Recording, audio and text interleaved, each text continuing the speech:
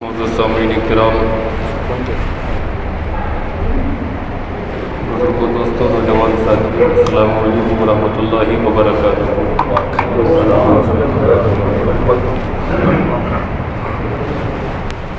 الحمدللہ رب العالمین، والصلاة والسلام علی من کان نبیا وآدم بین الماء والطین وعلى آلہ واصحابہ اجمعین، اما بعد فاعوذ باللہ من الشیطان الرجیم، بسم اللہ الرحمن الرحیم۔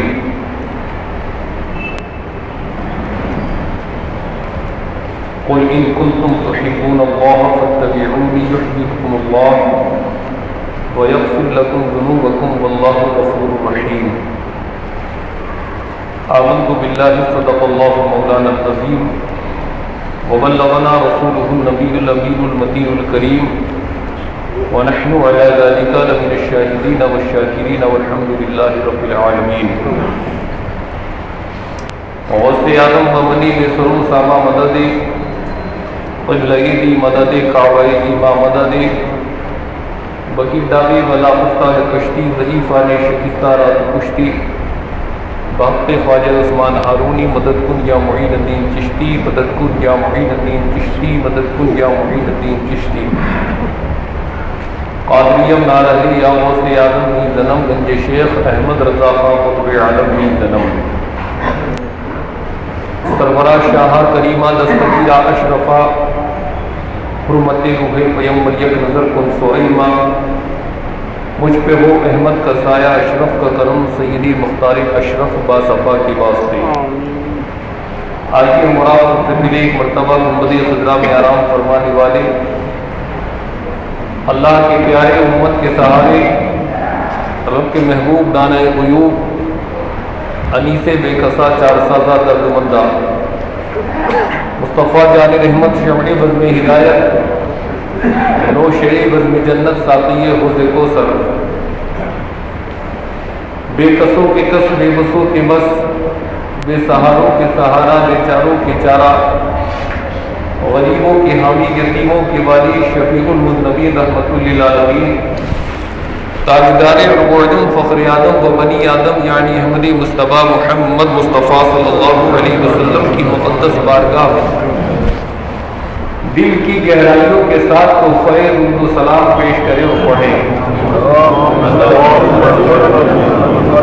اللہم صلی علی سیدنا مولانا محمد وعلی آل سیدنا مولانا محمد وبارک وسلم، صلی علیہ الصلاۃ والسلام علیک یا رسول اللہ۔ ایک مرتبہ اور درود پاک پڑھیں۔ اللہم صلی علی مولانا محمد وعلی آل سیدنا مولانا محمد وبارک وسلم، صلی علیہ الصلاۃ والسلام علیک یا رسول اللہ۔ نبی اور آل نبی پر جھوم کے درود پاک پڑھیں۔ صلی اللہ علیہ آلہ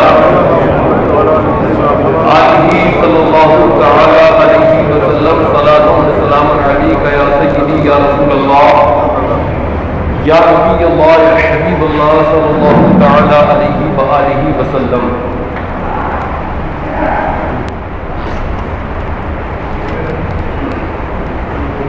اللہ رب العزت جل مجدہ الکریم قرآن مجید فرقان حمید میں ارشاد فرماتا ہے، قل ان کنتم تحبون اللہ فاتبعونی یحببکم اللہ ویغفر لکم ذنوبکم واللہ غفور رحیم۔ اے ایمان والو، اللہ فرماتا ہے محبوب فرما دیجئے کہ اگر تم اللہ سے محبت کرنا چاہتے ہو، اللہ سے پیار کرنا چاہتے ہو، اللہ کے قریب ہونا چاہتے ہو، تو اللہ فرماتا ہے کہ محبوب اپنے امتیوں سے، غلاموں سے، وفاداروں سے، جانثاروں سے، چاہنے والوں سے فرما دیجئے کہ وہ میری اتباع کریں، میری پیروی کریں، میرے نقش قدم پر چلیں۔ اور جب بندہ اور سرکار کا امتی یہ کام کرے گا تو انعام اللہ کیا عطا فرمائے گا؟ یحببکم اللہ، اللہ بھی تم سے محبت کرنے لگے گا، اللہ بھی تم سے پیار فرمائے گا۔ حضرات محترم، آپ جانتے ہیں کہ جنہوں نے حقیقی سرکار کی پیروی کی ہے، جنہوں نے اوریجنل والی سرکار کی پیروی کی ہے، جس کو پیروی کہتے ہیں کہ بیٹھنا ہے تو بیٹھنا ہے، اٹھنا ہے تو اٹھنا ہے، سونا ہے تو سونا ہے، جاگنا ہے تو جاگنا ہے، جس پیروی سرکار کی پیروی ہونی چاہیے۔ سونا عبادت ہے تو سوئیں گے، بیٹھنا عبادت ہے تو بیٹھیں گے، تبلیغ عبادت ہے تو کریں گے، نوافل عبادت ہے تو کریں گے، حقوق اللہ عبادت ہے تو کریں گے، اور جنگ میں جانا عبادت ہے تو کریں گے۔ حضرات، جو بھی پیروی کے طور طریقے ہیں جنہوں نے صحیح طور پر قسم خدا کی انہوں نے اپنایا تو اللہ نے بھی ان سے پیار فرمایا۔ آپ جانتے ہیں پیروی کرنے والے کوئی صداقت کے بادشاہ بنے، پیروی کرنے والے کوئی عدالت کے بادشاہ بنے، پیروی کرنے والے کوئی سخاوت کے بادشاہ بنے، پیروی کرنے والے کوئی شجاعت کے بادشاہ بنے، پیروی کرنے والے نام تو نعمان بن ثابت تھا لیکن امام اعظم بادشاہ بنے، پیروی کرنے والے کوئی امام شافعی بادشاہ بنے، پیروی کرنے والے امام احمد بن حنبل بادشاہ بنے، رسول کی پیروی کرنے والے کوئی امام ظفر بادشاہ بنے، رسول کی پیروی کرنے والے جن کا نام تو عبد القادر جیلانی تھا لیکن غوث اعظم بن کے بادشاہ بن گئے۔ اللہ اکبر، رسول کی پیروی کرنے والے مدینہ طیبہ سے چل کر نام تو معین الدین تھا لیکن وہ ہند کے بادشاہ بن گئے۔ پیروی کرنے والے کوئی تاج الدین بن گیا، کوئی علاء الدین بن گیا، کوئی قطب الدین بن گیا، کوئی نظام الدین بن گیا، کوئی فرید الدین بن گیا، کوئی شمس الدین بن گیا، کوئی صدر الحفاظی بن گیا، کوئی تحسین ملت بن گیا، کوئی ریحان ملت بن گیا، کوئی اختر رضا خان بن گیا، کوئی احمد رضا خان بن گیا، کوئی اغواث بن گیا۔ پیروی کرنے والے اغواث بنتے ہوئے نظر آئے، اختاب بنتے ہوئے نظر آئے، ابدال بنتے ہوئے نظر آئے، علماء بنتے ہوئے نظر آئے۔ جس نے رسول کی پیروی کی کوئی نقبہ بنتا ہوا نظر آیا، کوئی نجبہ بنتا ہوا نظر آیا۔ رسول کی پیروی کرنے والا کوئی سلف بنتا ہوا نظر آیا، صالحین بنتا ہوا نظر آیا۔ رسول کی پیروی کرنے والا کوئی متکلمین بن گیا، کوئی مفسرین بن گیا، کوئی متقدمین بن گیا، کوئی متاخرین بن گیا۔ رسول کی پیروی کرنے والا اس لیے کہ جس طریقے سے رسول کو اللہ نے عزت عطا کی ہے، رسول کے غلام کو بھی رسول کے سجدے میں اللہ عزت عطا کرتا ہے۔ اس لیے کہ جو اعلیٰ حضرت کہہ گئے عرش ہم ہے مسند رفعت رسول اللہ کی، دیکھنی ہے عرش میں عزت رسول اللہ کی۔ وہ جہنم میں گیا جو ان سے مستغنی ہوا ہے، خلیل اللہ کو بھی حاجت رسول اللہ کی۔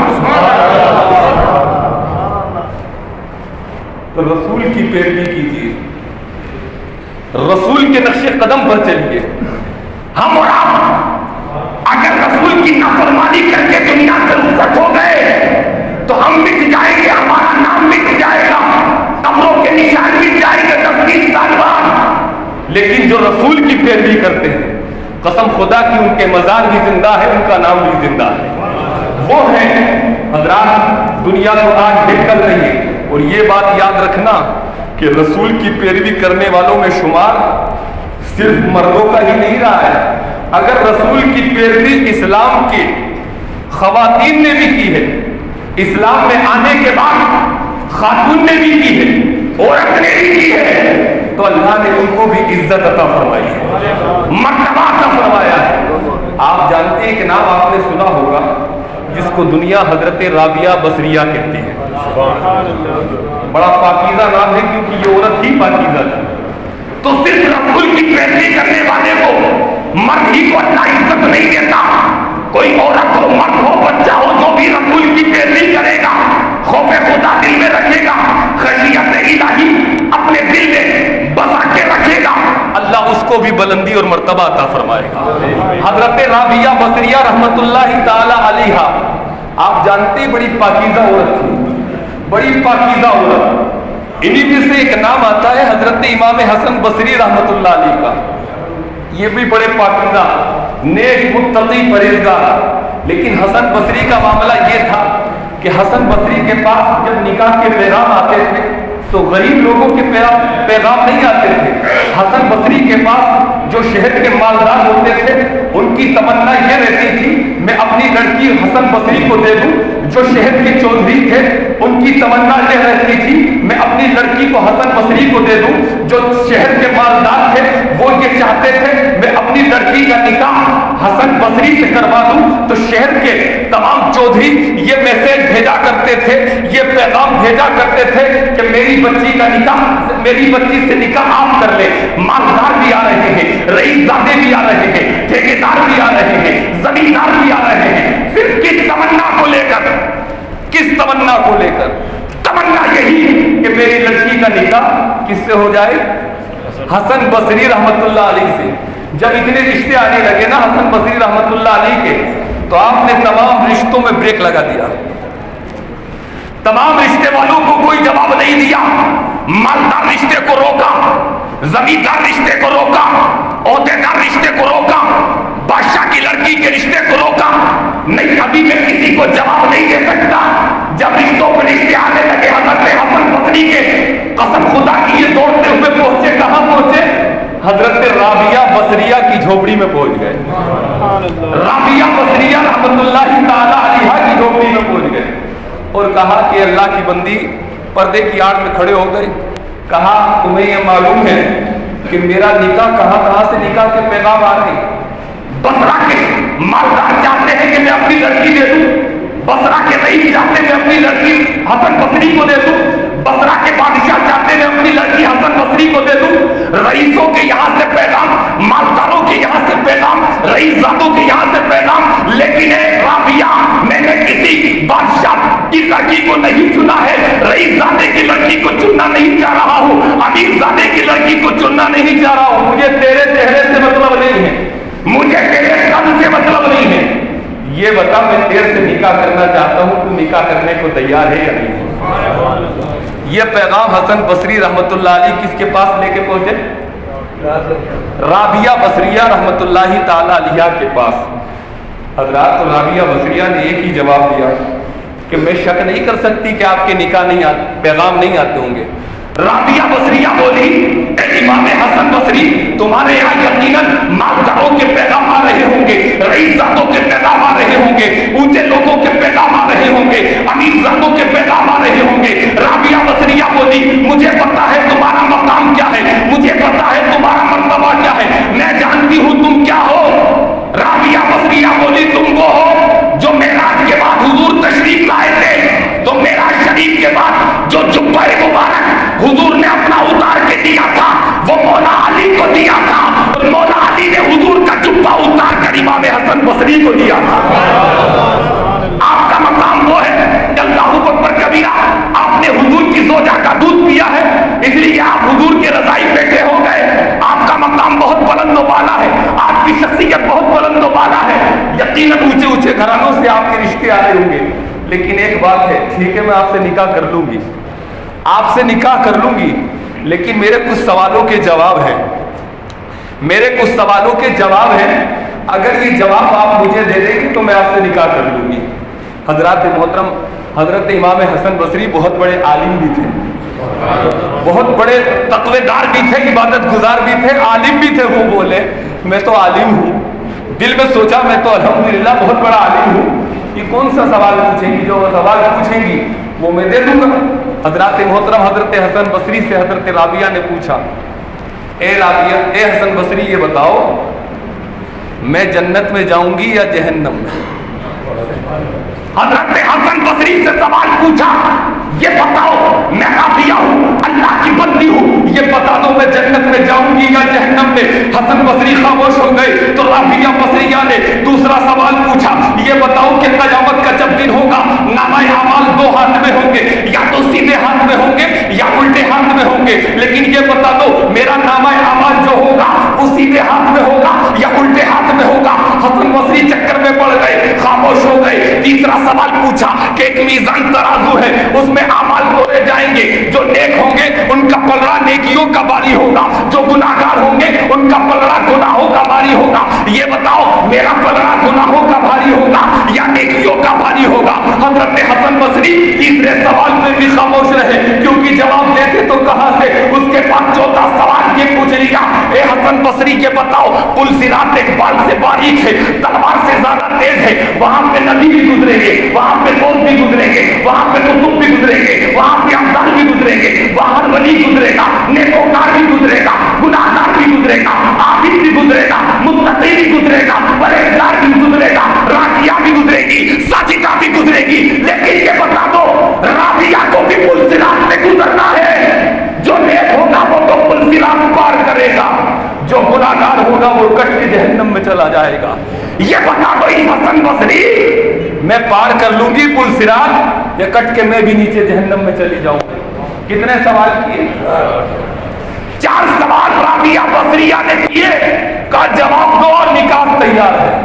حضرات محترم حسن بصری نے جب اس باتوں کو سنا وہ تو سوچ رہے تھے کوئی علمی سوال کرے گی، کوئی اللہ اکبر 10 کا سوال کرے گی، لیکن سوال ایسا تھوڑی دیر خاموش رہنے کے بعد اللہ اکبر رابعہ بولی تم نے بتایا نہیں، تو اس کے بعد حضرت حسن بصری نے فرمایا اے رابعہ کیسے بتا دوں، یہ تو مجھے بھی پتا نہیں ہے کہ میں جنت میں جاؤں گا یا جہنم میں جاؤں گا، پل صراط سے کٹ کے گروں گا یا ڈائریکٹ پار کر جاؤں گا، یہ تو میں اپنے بارے میں نہیں بتا سکتا، تو تیرے بارے میں کیا بتا دوں۔ اللہ اکبر کبیرہ۔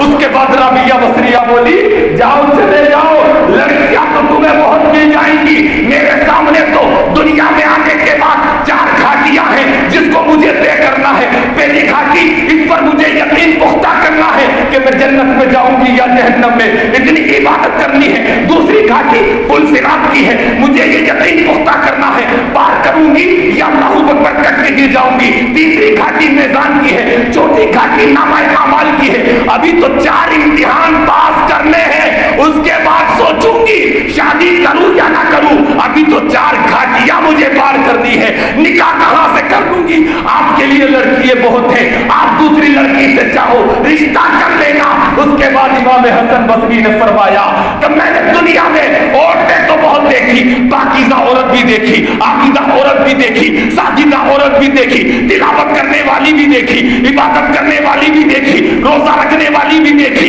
نیک عورت بھی دیکھی، لیکن آج جو تجھے دیکھ رہا ہوں اور مجھے تو یہ لگتا ہے کہ بصرہ کی سرزمین پر قیامت تک ایسی پاکیزہ عورت دوسری کوئی پیدا ہی نہیں ہو سکتی ہے۔ یہ حسن بصری اور یہ رابعہ بصریہ، قسم خدا کی حضرات وہ یہ کہہ رہی کہ مجھے یہ پتا نہیں میں جنت میں جاؤں گی یا، اور ہم جتنے بھی مستمعین، ہم جتنے بھی بیٹھے ہیں یہ تو جیب میں جنت کا سرٹیفکیٹ لے کے بیٹھے ہیں کہ جنت ماشاءاللہ ہماری ہے۔ ارے حضرات جنت ایسے نہیں ملے گی، جنت کے لیے محنت ہے، جنت کے لیے تقویٰ ہے، جنت کے لیے خوف خدا ہے۔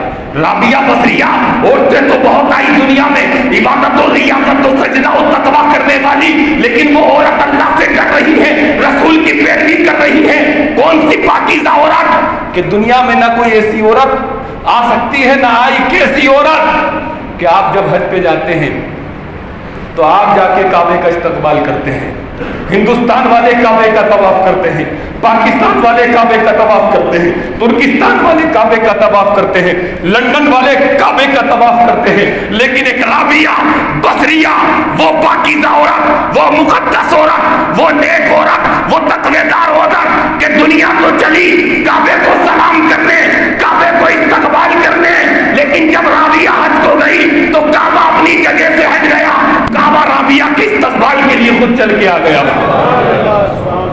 جس کے لیے کعبہ اپنی جگہ سے آ جائے اس کی جنتی ہونے میں کوئی شک ہے کیا؟ لیکن ڈر رہی ہیں کہ کیا پتہ جنت میں جاؤں یا جہنم۔ ہم تو جمعہ پڑھ رہے ہیں، اس کے بعد بھی جنت کا سرٹیفکیٹ ہمارے پاس ہے۔ ہم تو داڑھی بالکل نہیں رکھ رہے ہیں، جنت کا سرٹیفکیٹ ہمارے پاس ہے۔ حضرات محترم اللہ اکبر 2 پیسے آنے کے بعد کمنٹ کر رہے ہیں، جنت کا سرٹیفکیٹ ہمارے پاس ہے۔ میرے پیاروں ہم سب گناہ گار ہیں، اس لیے جنت اتنی سستی نہیں ہے۔ رابعہ بصریہ نے تو یہ کہہ دیا تھا مولا اگر میں تیری عبادت جنت کے لالچ سے کرتی ہوں تو مجھے جنت میں داخل مت کرنا، میں تیری عبادت دوزخ کے ڈر سے کرتی ہوں تو مجھے دوزخ میں ڈال دینا، اور مولا میں تیری عبادت صرف تیری رضا کے لیے کرتی ہوں تو مت کرنا مسلمان. اگر حور و جنت دل میں بسی ہے، عبادت کیا ہے؟ یہ تو سوداگری ہے. حضرات اگر حور و جنت کا معاملہ ہے، اللہ کی رضا کے لیے عبادت کریے، اللہ کی رضا کے لیے نماز پڑھیے، اللہ سے ڈریے کہ مرنا ہے اور یہ کسی کو پتہ نہیں ہے، آج مرنا ہے کل مرنا ہے، یہ تو اللہ جانتا ہے موت سے کس کو رستگاری ہے، آج وہ کل ہماری باری ہے. ہزاروں کو ہم اپنے ہاتھ سے دفنا کے آگے ہوں گے، لیکن یہ پتا ہے کہ جس قبرستان میں ہم نے ہزاروں کو دفنایا ہے اسی قبرستان میں ہمیں بھی جانا ہے. ہزاروں کو اللہ اکبر ہم نے اپنے سامنے یہ دیکھا ہوگا کہ بندہ نہا رہا ہے، اس کو نہلایا جا رہا ہے، ڈیڈ باڈی آ گئی. کبھی ہمیں نے بھی یہ سوچا ہے کہ جو معاملہ اس بھائی کے ساتھ ہو رہا ہے وہ ہمارے ساتھ بھی ہونا ہے. ہم تو قبرستان میں جا کے بھی پنچایت کرتے ہیں، مردے کی نماز میت کی نماز ہوتی ہے وہاں بھی پنچایت کرتے ہیں. اس کے بعد حضرات محترم دھڑلے سے کہتے ہیں ہم تو جنتی ہیں. میرے پیارو جنت اتنی سستی نہیں ہے، جنت کے لیے محنت ضروری ہے، رسول کی پیروی ضروری ہے، اور رسول کی پیروی میں سب سے زیادہ نماز ضروری ہے.